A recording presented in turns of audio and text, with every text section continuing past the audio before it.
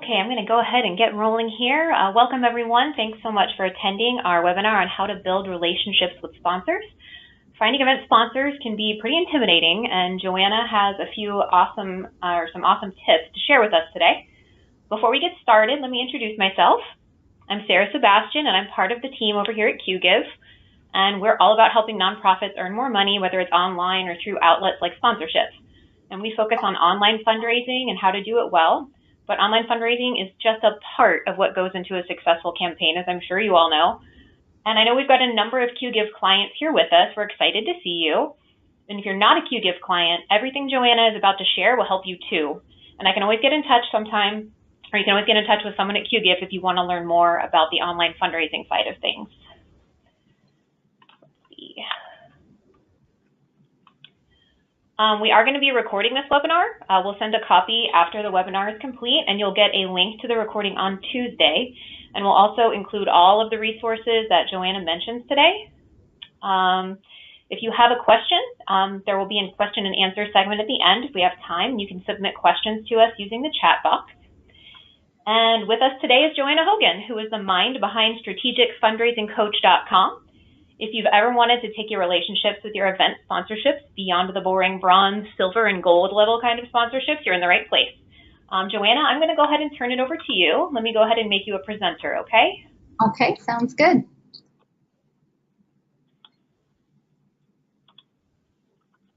Okay, you can see my screen, right? I can. Okay, wonderful. Hey everyone, welcome. Joanna Hogan here. It's great to have you here at today's webinar, so thank you for joining us.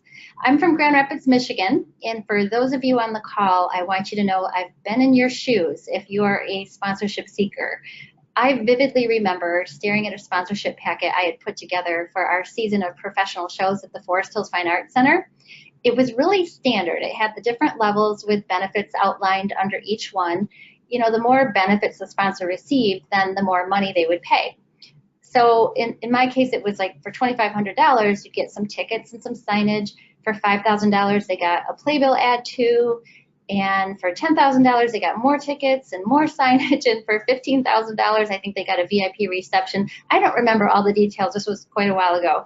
But I just remember feeling really frustrated because I couldn't think of enough unique benefits that would actually justify a company spending that much money on a one-time event. Like when I put myself in their shoes, I couldn't imagine as a business owner buying a package like that myself. So I knew I needed to pitch to companies who would feel obligated because of their relationship and their association with our organization. And this is known as guilt giving, I think.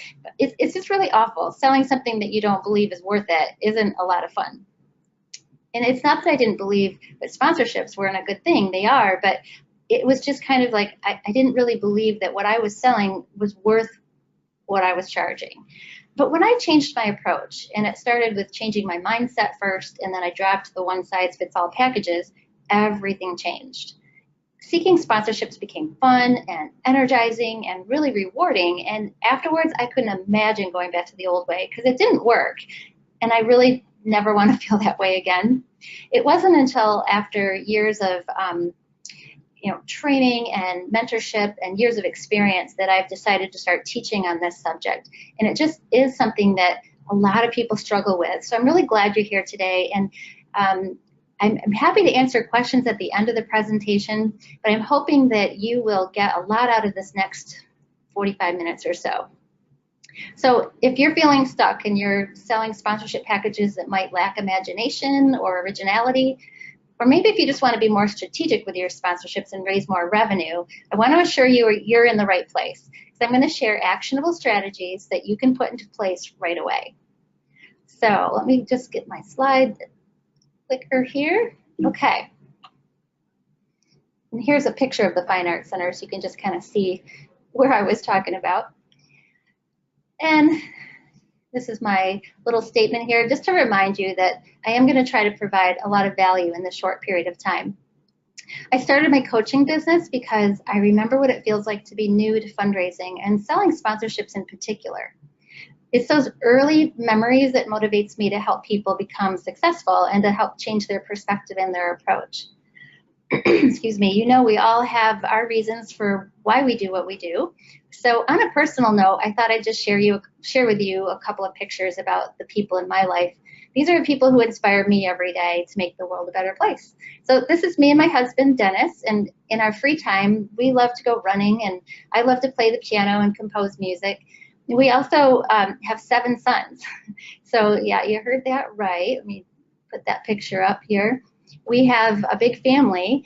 I have 4 biological sons and 3 stepsons. Their ages range from 12 to 30. And we also have 2 granddaughters and a grandson. So never a dull moment over here. But I want to get started. We have a lot to cover, and I want to make sure you get a lot of value out of today's webinar. So here's what we're going to cover this afternoon. How to find and acquire new sponsors, how to create an inventory of meaningful benefits, how to write compelling proposals, and how to create sponsor loyalty.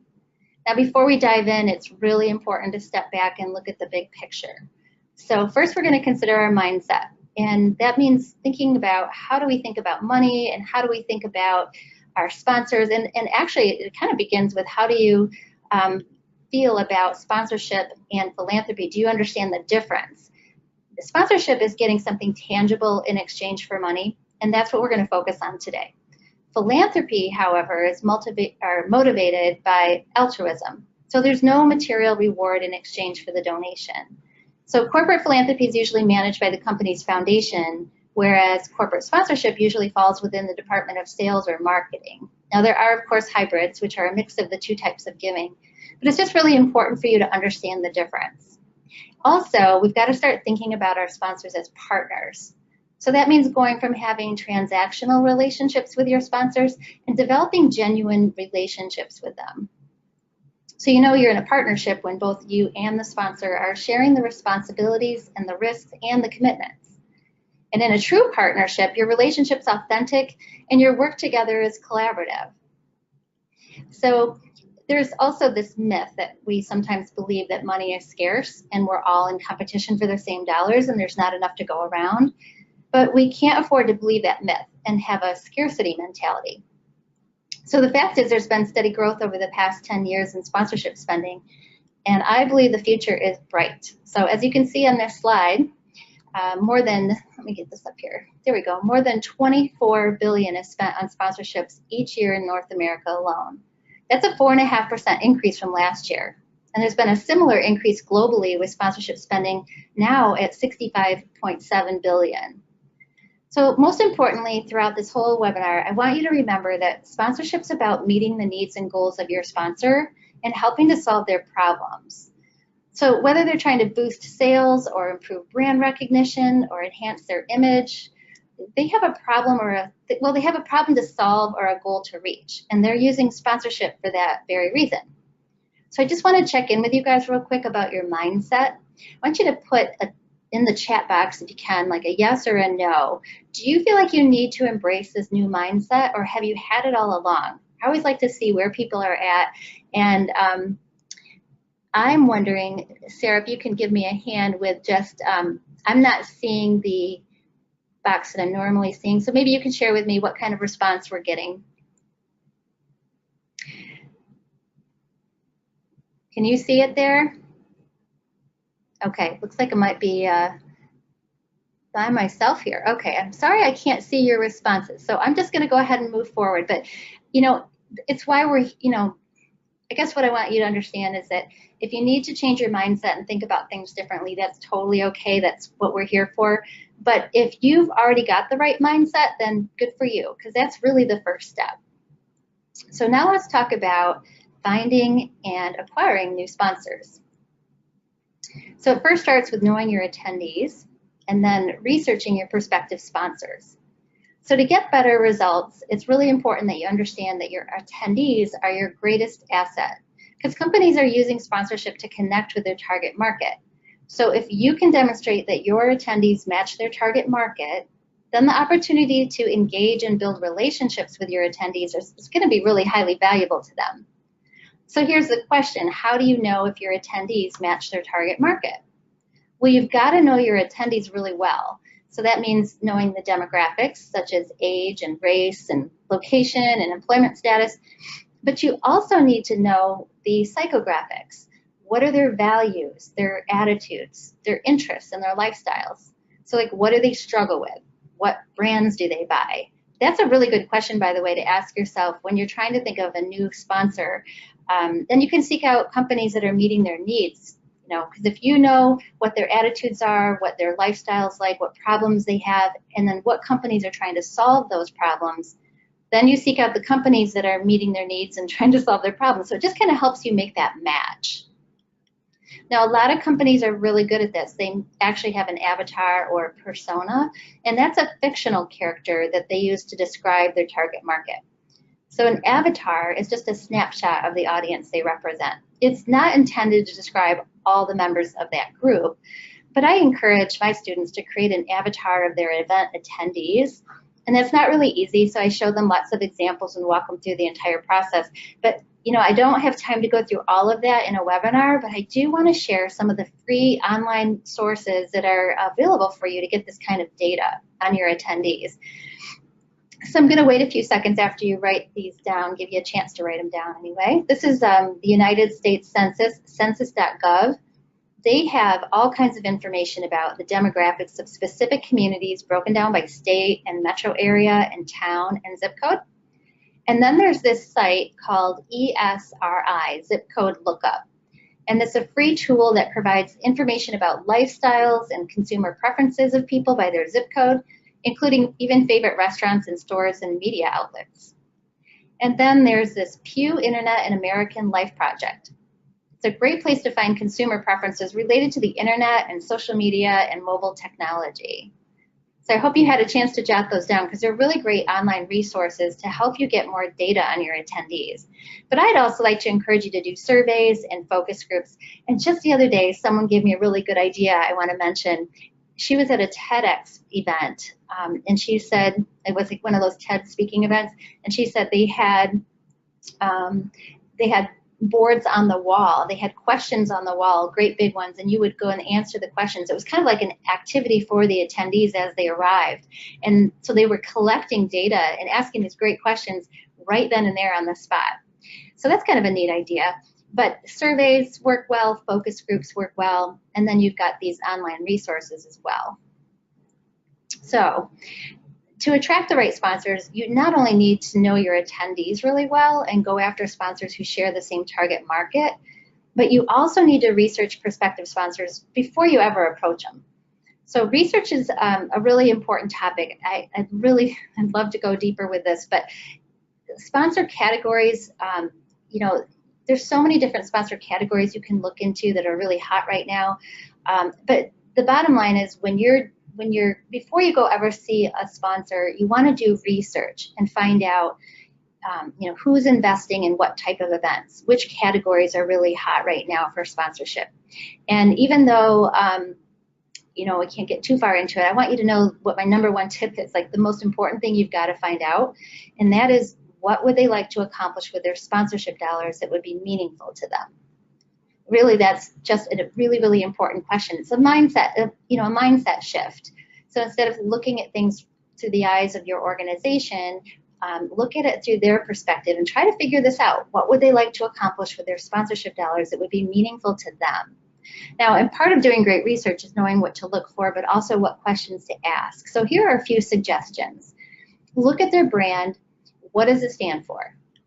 You want to know who's their target audience. What is their messaging? Are they launching a new product? You want to know how are they making their customers' lives better? And how are they communicating with their audience? You want to know how do they make their sponsorship decisions? Like who makes them, when, and how? And what charities are they currently supporting? How do they typically engage in sponsorship? And do they have any sponsorship criteria or restrictions? So not only will getting the answers to these questions help you a lot, but sponsorships really appreciate it when you've done your homework. So this research is really necessary before you ever meet with a potential sponsor. So I have this back up again because I want you to remember this. What would they like to accomplish with their sponsorship dollars that would be meaningful to them? That's just really, really, really important. Now, when you have meaningful and relevant benefits to offer your sponsor, it's a total game changer. And I'm going to give you a strategy for expanding your inventory along with a few beneficial benefits. But I want to remind you, you don't have to go into a sponsor meeting with it all figured out. If you can get them to brainstorm with you and include someone from marketing if possible, then you're co-creating these benefits, and then they have some real skin in the game. So I'd also like to encourage you to brainstorm with a group of people rather than do this all on your own. It's a great way to involve board members. I think it's really wonderful when you can involve board members who say they want to help you with fundraising, but they want nothing to do with asking. And board members can help make introductions to potential sponsors. It's just great. And plus, it's just hard to do this on your own. So remember, this is a team. I always say fundraising is a team sport. Well, so is sponsorships. So what do sponsors really want? Sponsors aren't going to pay a whole lot more for more PR, more additional mentions and advertisements. They have plenty of other options to get brand awareness. And signage at events, you probably realize, is often saturated, like oversaturated. So what sponsors want most are benefits that are going to help them engage and connect with your attendees. Better yet are benefits that also inspire your attendees to talk about and utilize and share the information they've learned about the sponsor. If you can give the sponsor what they really want, which is valuable benefits that'll move the needle for them, then they're going to commit in a big way. Now, this is where I have to break the bad news, because a lot of people are still doing this, but one size does not fit all. I think many of us have had that experience that I mentioned early on, where we've come up with a sponsorship package with these different levels, like bronze and silver and gold. And actually, it doesn't really matter what the amounts are or what you call the levels. I've seen some pretty creative ones. But what you need to know is that this approach of creating a package in advance without any input from the sponsor really doesn't work very well. Canned packages with predetermined benefits aren't effective. Even if you're getting some sponsors to sign on, chances are you're leaving a lot of money on the table. And you might be having to rely on companies who are sponsoring out of obligation, like I mentioned earlier, like I had to, because oftentimes those packages aren't really worth the amount you're charging. Or if they are, it's hard to prove it. So I was going to ask you, I want to check in and ask you, maybe I'll be able to see your answers this time. I'd like to know if you are right now happy with your revenue, if you're meeting your goals, how close are your current strategies getting you to the sponsorship revenue you really want? I'm curious where you're at with it. And I'd like to know on a scale of 1 to 10, 1 being not close at all, 10 being, yep, I got this. And if you could put your answers in the chat, then hopefully I'll be able to see them. And if not, I realized I was. Oh, are you there? I was muted before. I'm sorry. You had a good mix of yes and no on the previous question. Oh, so right here on 1 to 10, I'm seeing some 7s, an 8, 6, lots of 6s. Okay, good. There's a 4. Oh, there's a 2. Okay. Oh, we've got a 1.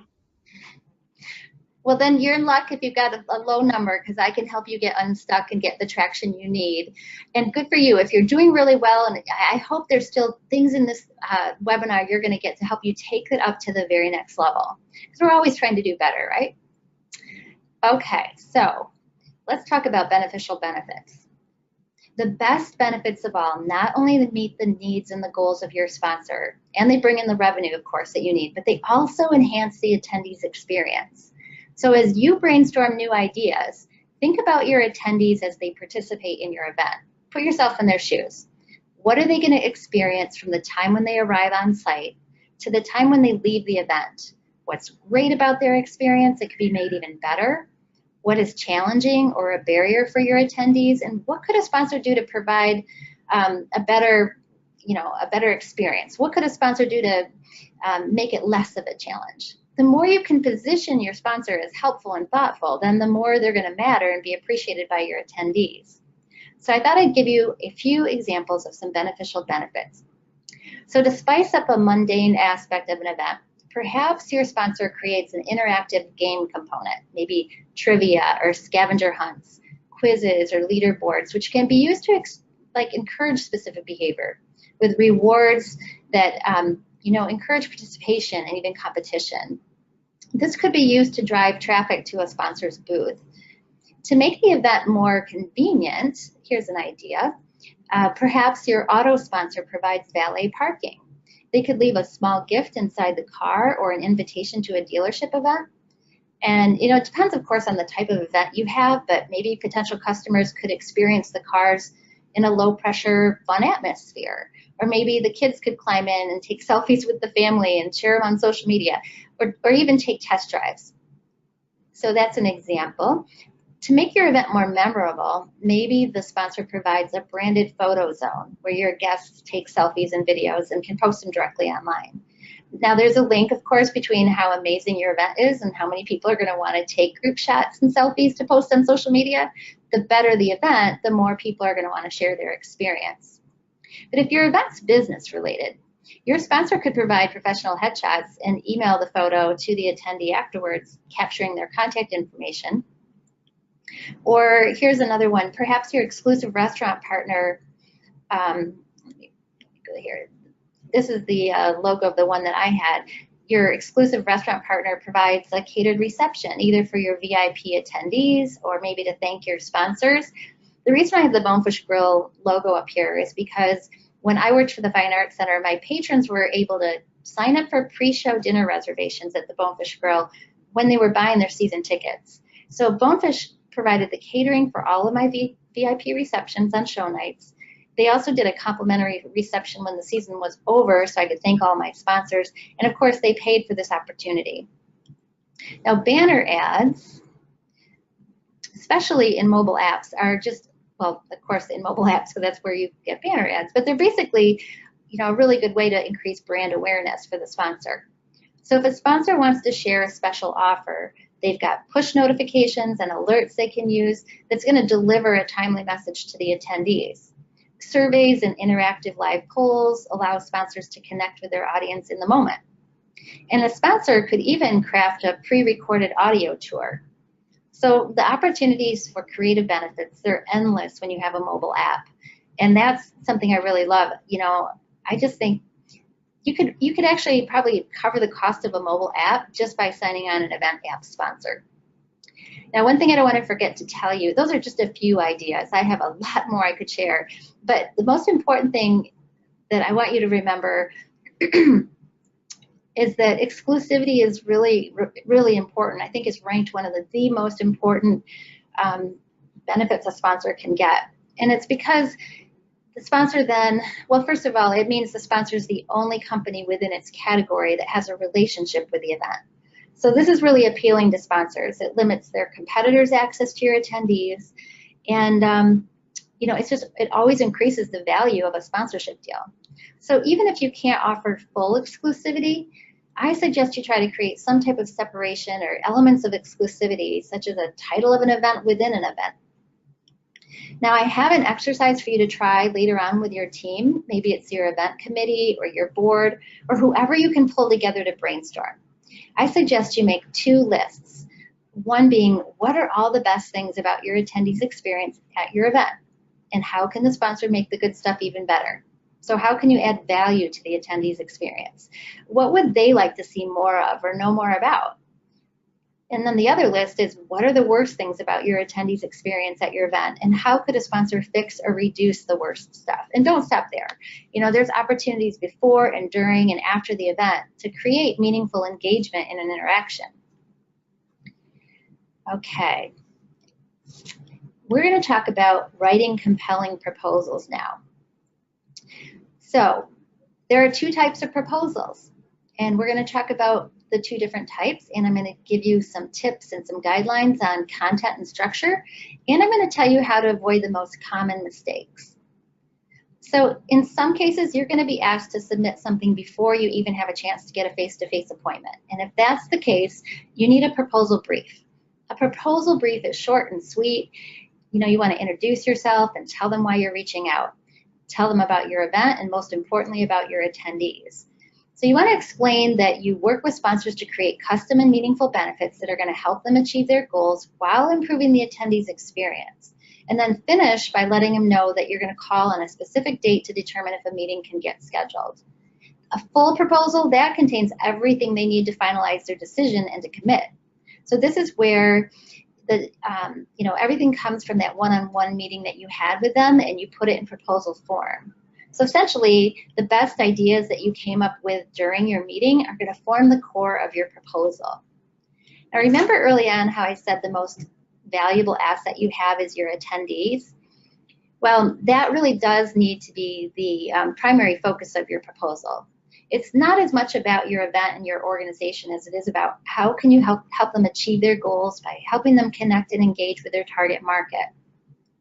Your proposal needs to be dynamic. You want to include infographics if you can.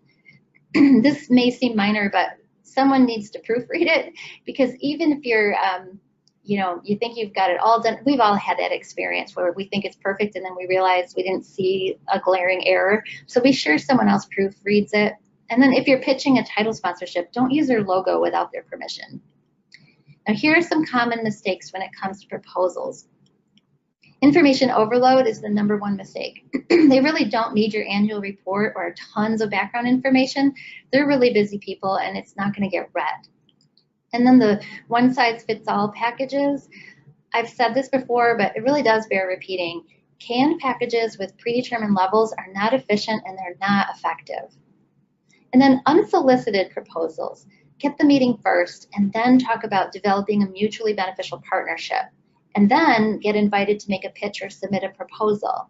I wish I had time to talk more about what happens during a sponsor meeting, because sometimes it's hard to know what to say, what to ask, or how to make the pitch. And at the end, I'm going to share a little bit of information of how you can learn more if you're interested. But just remember, the meeting comes before the proposal. So unless they force you to send something in advance, well, which in case you would, send a proposal brief, you want to be sure to get the meeting first. Okay. I'm curious, how many people are doing custom proposals versus the canned? And there's no judgment here because, I never realized that custom was important. For a long time, I was doing it that way. But this is the direction we need to move in. So I'm just curious, if you are doing, you could just type in custom or type in canned. Just let us know, because I'm curious what the percentage is, or what, where you guys are at right now. Okay. I'm seeing a custom and canned. Someone's doing a combination there. Mm-hmm.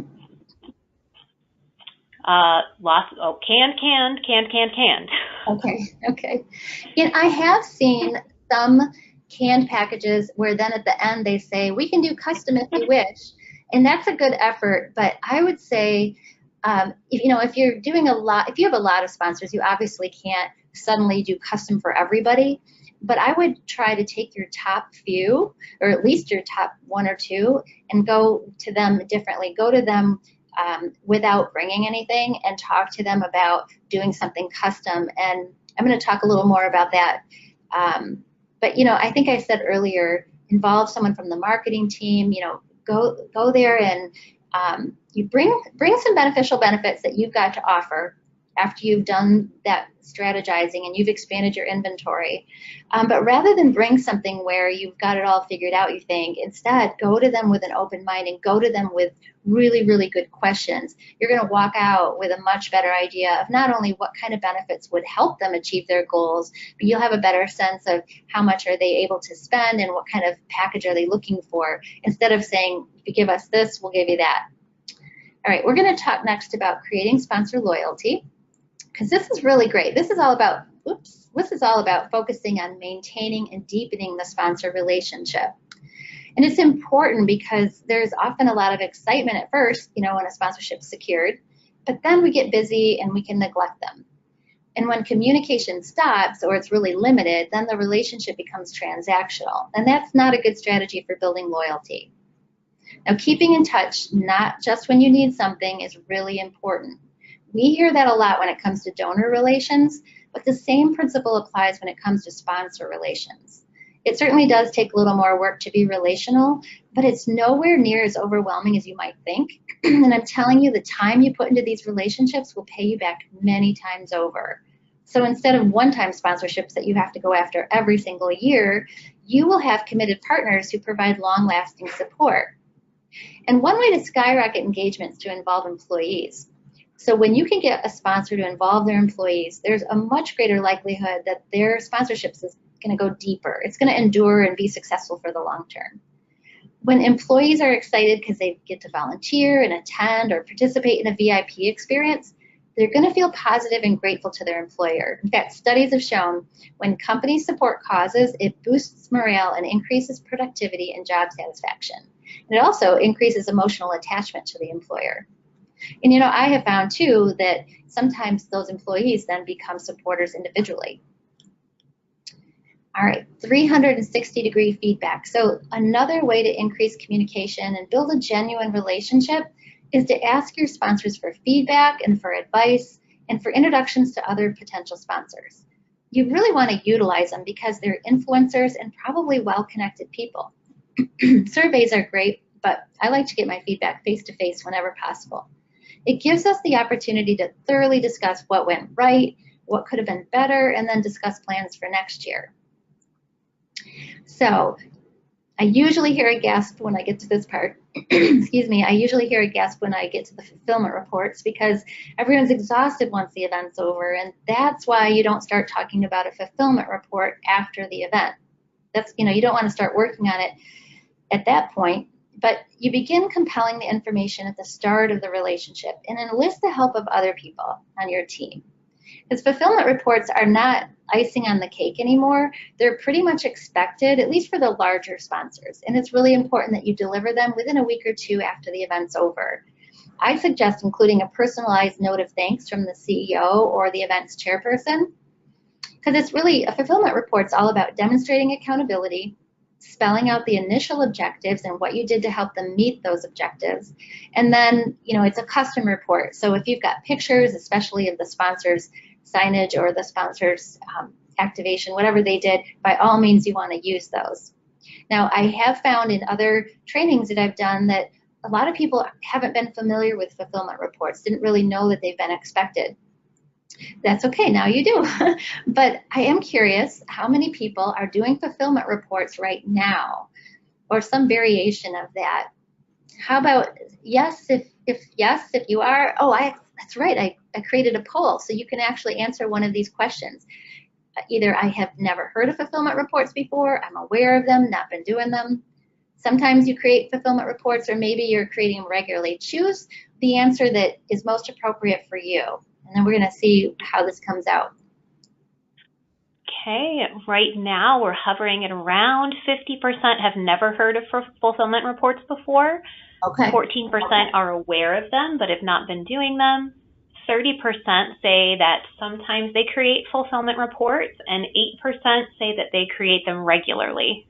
Okay, so that's an area for growth, but you're not alone. This is a pretty common response, and I'm hoping to help change that. I'm hoping that now that for those of you that weren't, that this is an important piece. It's kind of like a bookend. You after the event's over, you don't have any closure if you don't circle back to that sponsor, and then if you don't, the next time you go talk to them, you might be making another ask, and that, again, it's just not good to only talk to them when you need something. But I know it's hard. I have guidelines for this sort of thing. I try to help people with templates and all kinds of stuff because it's not easy. But I will tell you, it is really, really worth it. So even if you can only do it for your top sponsor right away, start with one or two. You'll find that, I think with a fulfillment report, what I do if I haven't been doing them yet is I'd create, kind of I would take something and make it where it's a standard report that I would send to everyone, but I'd have custom sections in it. So everyone's going to get, the same statistics about how many people attended and, what the exposure was and all kinds of different things that you want to measure, but you're going to custom certain pieces of it. And so I think that fulfillment reports, they may seem overwhelming at first, but it's actually just kind of circling back and giving a report on how did it go, and did you fulfill the obligations, did they get the kind of success. And I will say that if something was out of your control and the weather was bad and attendance was down, they're going to understand. Or if you didn't fulfill something within that proposal, just be honest with them about it and talk about what to do next year. Or what you're going to do to make up for that. I think the most important thing about fulfillment reports is it gives you a chance to go back, follow up, and then talk to them about what can we do to take this, well, I'm going to talk about that next. What can we do to upsell and secure multi-year contracts? So let's just move on to that. Okay, so you've heard me say this before, but it's easier to maintain and deepen your relationships with existing sponsors than it is to start over every year. So I want to talk to you about upselling and getting multi-year contracts. Upselling is more than offering a few benefits. It's about anticipating their needs and interests and offering them a way to take their sponsorship up a notch by just making it more effective. So you want to help them improve the results that they're trying to achieve. You never want to upsell your sponsor something that they don't want or don't need. You really want to keep your eye out for new benefits that are going to excite your sponsor and increase their loyalty. So that means you need to be working on your sponsorships year-round, not just a few months prior to the event.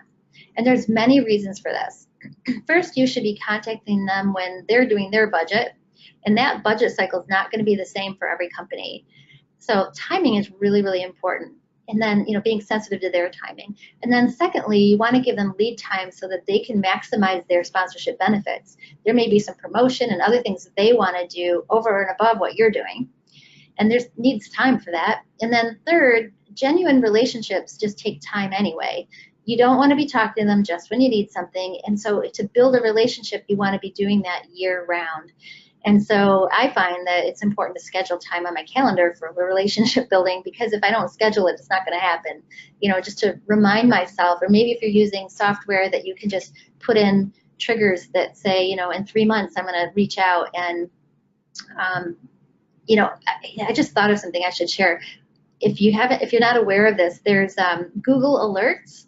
Probably, I'd be curious how many people have heard of this before, but Google Alerts are great because you can enter in someone's name or the company name, and then Google will send you an email, just an alert, when that person or that company is in the news. So say one of your top sponsors just won an award, or the person got promoted or something, you're going to be notified immediately, and you can even send a little note congratulating them. Just little things you can do to follow up. You can follow up with sharing about the impact. The thing is it's all about communicating more regularly and developing a real relationship with these folks. So I'm going to give you, I'm just curious. I'm going to ask the question, Google Alerts. Are you guys all familiar with Google Alerts, or is that something you have not heard of before? I've already gotten the answer from Jillian, who loves Google Alerts. It's a great way to stay connected. Oh, lots of yeses. Oh, good. One person not familiar. And I can't say we do use that here at QGIve, and we actually have it set up in Slack. So it just pops up in one of our Slack channels, and you'd be surprised where your name pops up. So it's a handy thing to have. Yeah, I just love Google Alerts. And again, it's just a way to stay in touch and be aware when something's going on with that company or that person. Now, I'm going to give you an action step. I want you to think about one of your existing sponsors. Maybe it's your largest one or your most loyal one, and rate them on a scale of 1 to 5, 1 being strictly transactional and 5 being totally relational. So I know some of you are probably not at a desk and you're on the road or something, but be thinking in your mind then, take your top sponsor. What's my relationship with them? Is it transactional or relational? And then think about what is one thing you could do maybe this week or this month to ensure that it's going in the right direction. That's really something to be thinking about. And I know that I want to make sure we allow time for questions, for Q&A. So let's go into that right now. Maybe have people been putting in questions all along, or should we give them a minute or two to think of some questions? I do have a few, so while people are typing in some questions, I'll go ahead and read what we've gotten so far. Okay. I have a great one here. It says, our event was in August. Is it too late to do a fulfillment report? Oh, no. Better late than never. Yeah. Yep. That's just last month. So yeah, ideally you would have done it sooner, but just go for it. Absolutely. Okay. And then I have another question here that says, can you highlight specific bullets for this report? And that was from Alyssa, and I'm assuming that means maybe specific information. And if you could maybe follow up on that a little bit, Alyssa? You know what, if any of you would like to have a little more information about that, if you want to send me an email, I have an outline of guidelines so that when you're doing your fulfillment report, you know what to include and what to watch out for. And I do have something that's really handy. So if you want to send me an email, Joanna@strategicfundraisingcoach.com. For those of you who are interested, I'd be happy to share that with you. Great. Here's another really good one. Is it appropriate to ask a potential sponsor when they do their budgets? Maybe ask, when is the best time of year to ask for a sponsorship? Yes, absolutely. And it's totally appropriate. They're going to appreciate the fact that you want to know what their deadlines are. And so you want to find out, I'll give you some other good questions to ask them too. So you want to find out, when do they make those decisions? Because for some of them, they'll say, well, anytime you approach us, we're able to make decisions pretty quickly. Others will say, we take proposals quarterly, and here's the deadlines. Others will say, our fiscal year is July 1 to June 30th, and so we need it by April or May. I mean, it's going to be all over the board. Others are calendar year. So it's important. It's just really important to ask them, when's the best time? Because if you don't do that and their deadline, or they really wish they would have gotten it earlier, you could lose out because they already spent most of their money before they even knew you were going to come. What was the second part to that question? Was there a second part? Let me scroll back up. I think it was just how to ask it. Yeah. Actually, there wasn't. I just remember I was going to share a couple of other questions you might want to ask during that meeting. Got me thinking. Okay. While you're in the meeting asking about budget, ask them what's the best sponsorship they've ever done and why. I would ask them, what are the best sponsorships they've ever gotten? Like what sponsorship benefits are their favorite? I would ask them, if I could give you any sponsorship benefit, what would that be?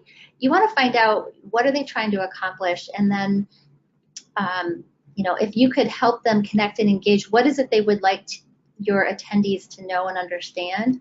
But I do think it's just important when you're in that meeting. I always think of the 80-20 rule, that 80% of the time you should be listening, asking questions, and only talking like 20% of the time.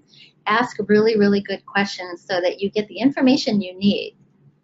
Okay, I'll be quiet now and let someone ask another question. Okay. We have one from Jillian. She says, how do you recommend tracking budget planning times for sponsors? Excel? If you use your donor software, or maybe it's your Outlook or whatever calendar program, I would just put it in there as a flag, as a reminder. But maybe you make a chart. I'm going to tell you, I do have an online training program that I'll share a little bit more about that includes a lot of this stuff, like a sponsor research template where you keep track of all of the research on each sponsor. I have, it's called Strategic Sponsorships in 60 Days. So it's an 8-week video-based training program, and it teaches strategies on this. It includes like 8 modules and easy to follow videos, like 10 different bonus resources, and a lot of them are the things that you're asking about. So like the research template that you get with it is where you can track all of that. But if you don't want to do that, I would say that it's just important to have a system, and everyone's got their different ways of tracking things. But at least for the most largest sponsors, so you're getting in there when you need to be. Okay, and that leads perfectly into the next question that has been sent in a couple of times. Can you provide samples of a fulfillment report or maybe an outline? Mm-hmm. Yeah, so if it's just the fulfillment report, because so many of you have asked about that, if you send me an email, I will send you some things that will be helpful for that. And then if you want to learn more about all of the other resources and the teaching that I do on this topic, you might want to go to sponsorship60.com. In fact, I think I did put a little slide up here so that you could see it. Sponsorship60.com. So that's where you can go if you're interested in learning more. There's a ton of bonus resources, including sponsorship proposal guidelines and questions to ask your sponsor, questions to ask your attendees when you're trying to kind of get a better sense of who they are. So just keep that in mind in case you want to know more. But email me. Feel free to email me, Joanna@strategicfundraisingcoach.com, and I'll send you some things that will help you with your fulfillment report. Be happy to do that. All right, great. I think that's it for the questions. I don't have any more rolling in. I did have someone ask if there will be a replay, a link to the replay. Yes, you will receive an email on Tuesday with a full recording of the webinar. Joanna, did you have anything else? No, I just hope I've delivered on my promise to show you how to attract and cultivate and wow your sponsors. If you have any questions later on, feel free to send me an email. And Sarah, thank you for the opportunity to talk with your customers and your friends. And thank you to everyone that attended. I wish you all the best with your sponsorships. Yes, Joanna, thank you so much for your time today, and thank you everyone for attending, and keep an eye on your inboxes for that recording and resources, and have a great afternoon.